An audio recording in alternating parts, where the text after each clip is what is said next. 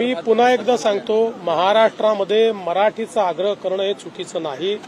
तो आग्रह कोणीही करू शकतं, केला तरी त्यात काही वावगं नाही. पण असं आहे की आपण याच अधिवेशनामध्ये या संदर्भातला कायदा पारित केलेला आहे. कारण या सगळ्या रुग्णालयांनी, अनेक रुग्णालयांनी अशा प्रकारे एक भूमिका मांडली होती की जो उच्च न्यायालयाचा आदेश आहे तो ज्यांनी अतिरिक्त फायदा घेतला त्यांनाच आहे आणि आम्हाला तो आदेश नाही आहे.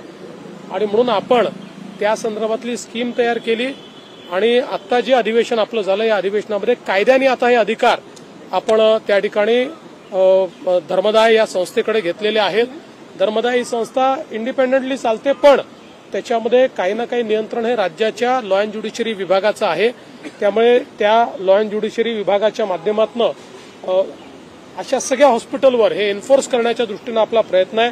मध्यंतरीच्या काळात आम्ही धर्मदायाची एक प्लॅटफॉर्म देखील या धर्मदाय रुग्णालयांचा तयार केलेला आहे की ज्याच्यावर ट्रान्सपरंटली यांनी किती पैसे खर्च करणं गरजेचं होतं, किती केलं आहे, अशा सगळ्या गोष्टी त्या ठिकाणी नमूद असतील आणि त्या संदर्भात पूर्णपणे त्यांच्यावर अशा ज्या काही त्यांच्या जबाबदाऱ्या आहेत त्याच्यावर नियंत्रण ठेवण्याचं काम हे करण्याचा प्रयत्न आमचा असणार. असं आहे की रुग्णालय ताब्यात असं घेता येत नाही. भावना आणि कायदा या दोनमध्ये फरक असतो.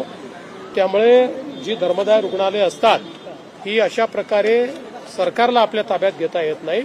पण त्याच्यामध्ये जर काही अनियमितता असतील तर धर्मदाय आयुक्तांना हे अधिकार आहेत की ते त्याच्या संदर्भातले निर्णय घेऊ शकतात.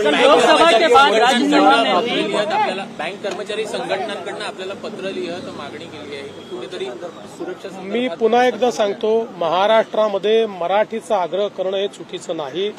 तो आग्रह कोणीही करू शकतं, केला तरी त्यात काही वावगं नाही. पण असा आग्रह करताना कायदा हाती घेणं चुकीचं आहे. कायदा जर हाती घेतला गेला तर कडक कारवाई केलीच जाईल.